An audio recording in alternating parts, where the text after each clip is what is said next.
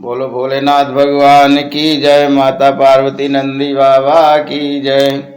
श्री शिवाय नमस्तुभ्यं, श्री शिवाय नमस्तुभ्यं, श्री शिवाय नमस्तुभ्यं, श्री शिवाय नमस्तुभ्यं, श्री शिवाय नमस्तुभ्यं। हर हर महादेव।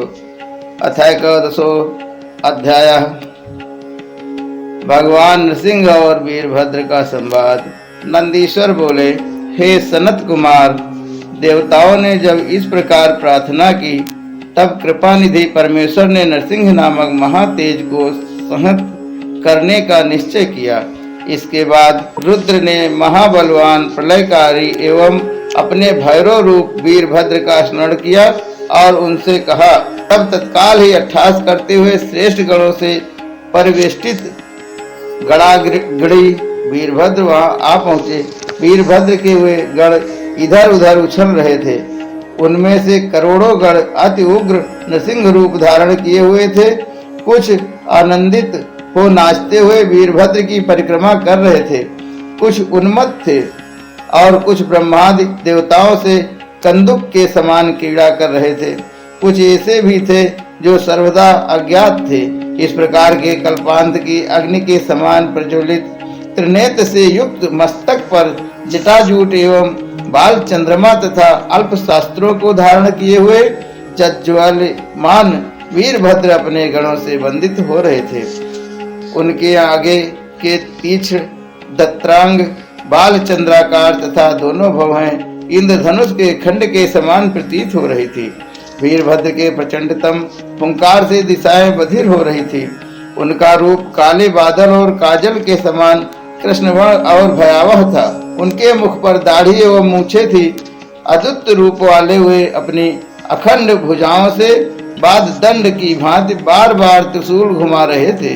इस प्रकार अपनी वीरोचित शक्ति सहित भगवान वीरभद्र शिव जी के समीप आकर स्वयं बोले, हे देव, आप यहाँ आप द्वारा मैं किस उद्देश्य से स्मरण किया गया हूँ।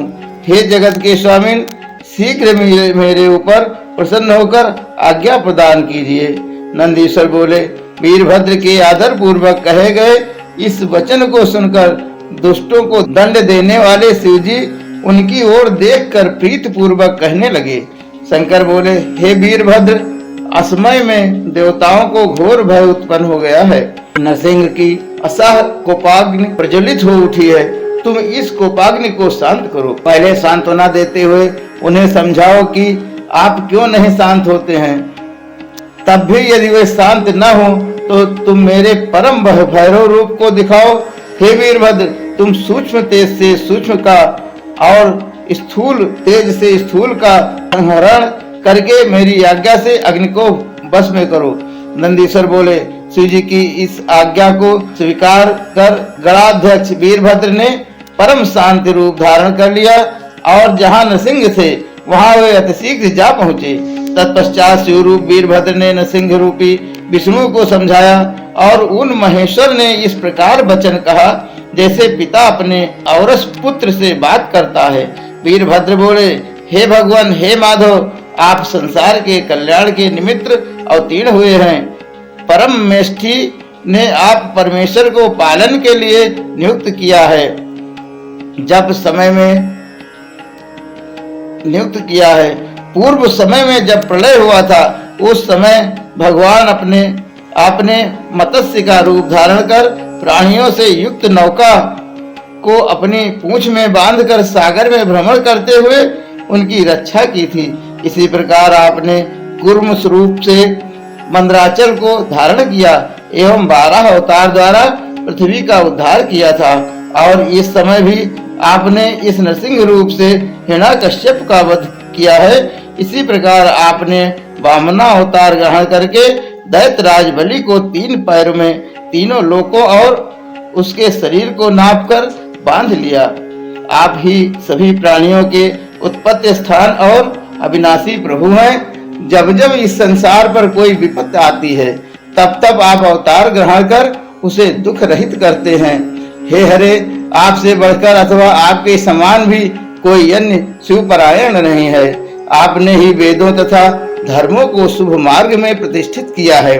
जिसके लिए आपका यह अवतार हुआ है वह दानव हिरण्यकश्यप मार डाला गया और प्रहलाद की भी रक्षा हो गई। अतः हे भगवान, हे विश्वात्मन, आपका प्रयोजन सिद्ध हो चुका है। अब आप अपने इस घोर नृसिंह रूप को मेरे समक्ष ही उपसंहत कीजिए। नंदीश्वर बोले, इस प्रकार वीरभद्र द्वारा शांत वाणी में निवेदन किए जाने पर महामद से भरे हुए उन नृसिंह ने पहले से भी अधिक महाभयानक क्रोध किया और हे मुनि, अपने दांतों से भयभीत करते हुए महावीर वीरभद्र से महाघोर एवं कठोर वचन कहा। नरसिंह बोले, हे वीरभद्र, तुम जहाँ से आए हो वहीं चले जाओ और मुझसे लोकहित की बात न कहो। मैं अभी इसी समय इस चराचर जगत को विनिष्ट करूंगा। स्वयं मुझ संहारकर्ता का संहार अपने से अथवा दूसरे से नहीं हो सकता है।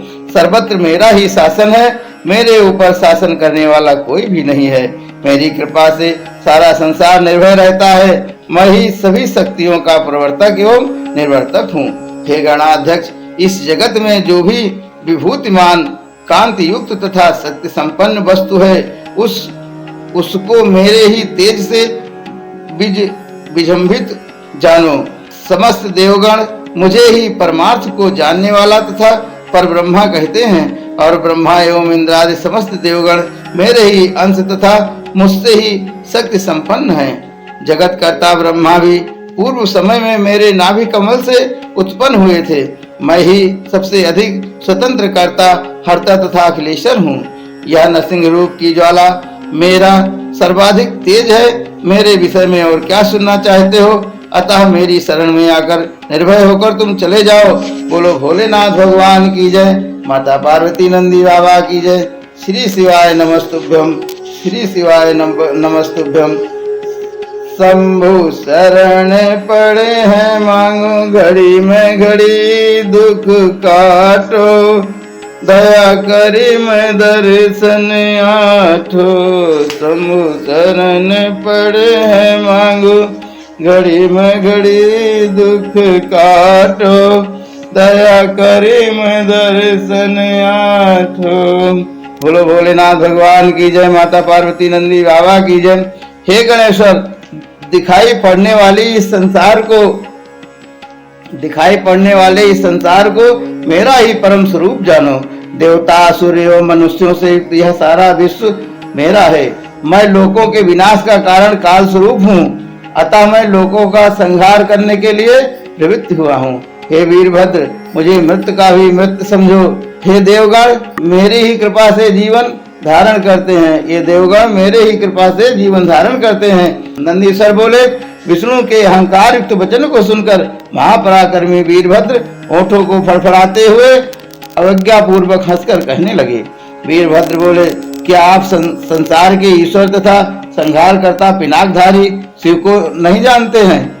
आप में केवल मिथ्या वाद विवाद भरा पड़ा है, जो कि आपके विनाश का कारण है। आपके अन्याय के कितने ही अवतार हो चुके हैं। आपके अन्य कितने ही अवतार हो चुके हैं, कितने ही बाकी हैं। हे विष्णु, जिस कारण से आपका यह अवतार हुआ है, कहीं ऐसा न हो कि उसी अवतार से आपका कथा मात्र ही शेष रह जाए। आप उस दोष को बताइए जिससे आप इस दशा को प्राप्त हुए हैं। संसार के संहार में प्रवीण होने के कारण कहीं ऐसा न हो कि उसकी दक्षिणा आपको ही प्राप्त हो जाए। आप प्रकृत हैं तथा रुद्र पुरुष हैं। उन्होंने आप में अपने वीर का आधान किया है, इसलिए आपके नाभि कमल से 5 मुख वाले ब्रह्मा जी उत्पन्न हुए हैं। उन्होंने इस त्रिलोकी की सृष्टि के लिए अपने ललाट में नील लोहित शिव का ध्यान किया और वे उग्र तप में स्थित हुए। तब उन्हीं के ललाट से सृष्टि हेतु शिव जी उत्पन्न हुए और ब्रह्मा जी ने उन्हें भूषण रूप में धारण किया। मैं उन्हीं देवाधिदेव भैरव रूपधारी की आज्ञा से यहाँ आया हूँ। हे हरे, मैं उन्हीं देव सर्वेश्वर रुद्र के द्वारा विनय और बल दोनों से आपका नियमन करने के लिए नियुक्त किया गया हूँ। आपने तो उनकी शक्ति की कला मात्र से ही युक्त होकर एक राक्षस का वध किया, पर अब असावधान होकर अहंकार के प्रभाव से गर्जन कर रहे हैं। सज्जन व्यक्तियों के साथ किया गया उपकार सुख को बढ़ाने वाला होता है, किंतु वही उपकार यदि दुष्ट व्यक्तियों के साथ किया जाए तो वह हानिकारक होता है। हे नरसिंह, यदि आप शिव जी को अजन्मा नहीं मानते हैं तो निश्चय ही आप अज्ञानी, महागर्भी एवं दोषों से परिपूर्ण हैं। हे नरसिंह, आप न रुष्टा हैं, न भरता हैं और न संहार करता ही हैं। आप किसी भी प्रकार स्वतंत्र नहीं हैं, आप परतंत्र एवं विमूढ़ चित्त वाले हैं। हे हरे, आप महादेव की शक्ति से ही कुलाल चक्र की भांति प्रेरित हैं और सदा उन्हीं के अधीन रहकर अनेक अवतार धारण करते हैं। हे हरे, कूर्मा अवतार के समय बारंबार मंदराचल के द्वारा घर्षित होने से झुलसे हुए कपाल को किसी ने धारण नहीं किया। तुम्हारे द्वारा त्यागा गया वह कपाल आज भी शिव जी की हारलता मुंडमाला में विद्यमान है।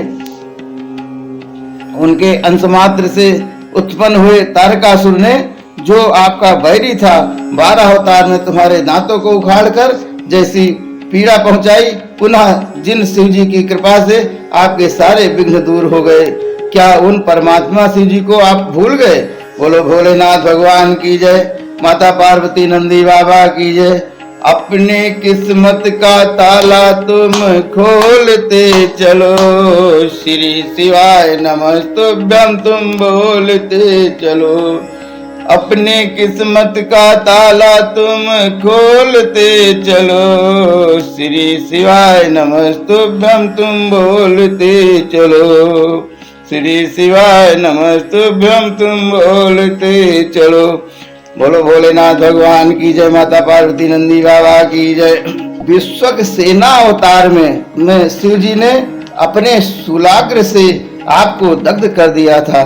तेज स्वरूप मैंने दक्ष के यज्ञ में आपके पुत्र ब्रह्मा का 5वां सिर काट दिया था, जिसे अब तक कोई जोड़ न सका। हे हरे, क्या आप उसे भूल गए हैं?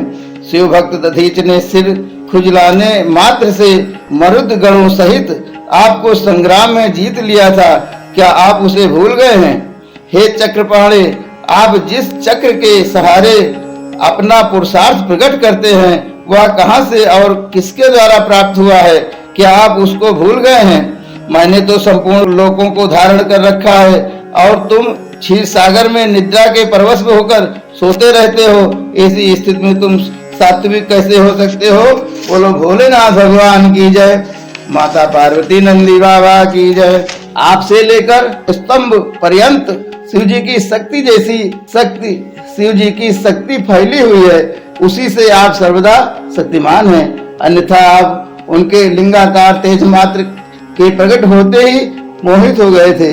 उनके तेज के महत्व को देखने में कोई भी पुरुष समर्थ नहीं है। सूक्ष्म बुद्धि वाले लोग ही उन सर्वव्यापी के परम पद को देख पाते हैं। आकाश पृथ्वी का अंतराल, इंद्र अग्नि यम वरुण अंधकार को लील जानने वाले सूर्य एवं चंद्रमा को उत्पन्न कर वही परमेश्वर उनमें प्रविष्ट हो जाते हैं। हे नरसिंह, आप ही काल महाकाल, काल काल तथा महेश्वर हैं। आप अपनी उग्र कला के कारण मृत्यु के भी मृत्यु हैं। वे शिव जी ही स्थिर अक्षर वीर, विश्व रक्षक, प्रभु दुखों के नाश करता, भीम, मृग, पक्षी, हिरण्मय हैं और संपूर्ण जगत के शास्ता हैं। आप ब्रह्मा तथा अन्य कोई नहीं है, केवल शंभु ही सबके शासक हैं, इसमें संदेह नहीं है। इस प्रकार सब कुछ विचार कर आप अपनी ज्वाला को स्वयं ही शांत करें। हे नरसिंह, हे अबुध, आप अपने को विनिष्ट न करें, अन्यथा इसी समय जैसे सूखे वृक्ष पर बिजली गिरती है, वैसे ही महाभैरव रूप उन रुद्र का क्रोध मृत रूप होकर तुम पर गिरेगा। बोलो भोलेनाथ भगवान की जय, माता पार्वती नंदी बाबा की जय। नंदी बोले, इतना कहकर शिव की क्रोध मूर्ति हुए वीरभद्र निर्भय होकर नरसिंह का अभिप्राय जानकर मौन हो गए। बोलो भोलेनाथ भगवान की जय, माता पार्वती नंदी बाबा की जय। श्री शिवाय नमस्तुभ्यम, श्री शिवाय नमस्तुभ्यम, श्री शिवाय नमस्तुभ्यम, श्री शिवाय नमस्तुभ्यम, श्री शिवाय नमस्तुभ्यम। हर हर महादेव।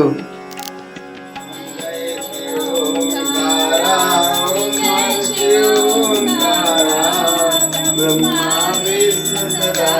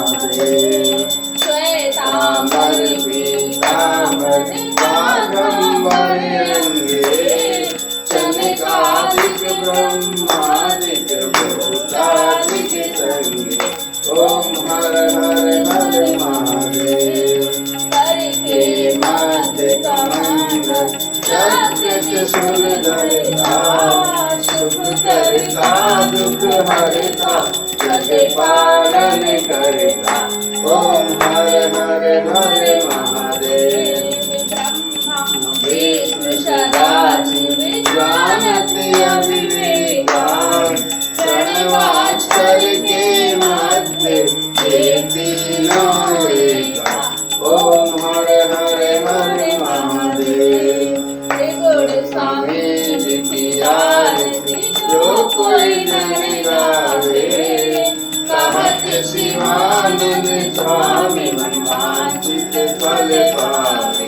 ओम हर हर हर महादेव। ब्रह्मा विष्णु सदाशिव हर धारा। ओम जय श्री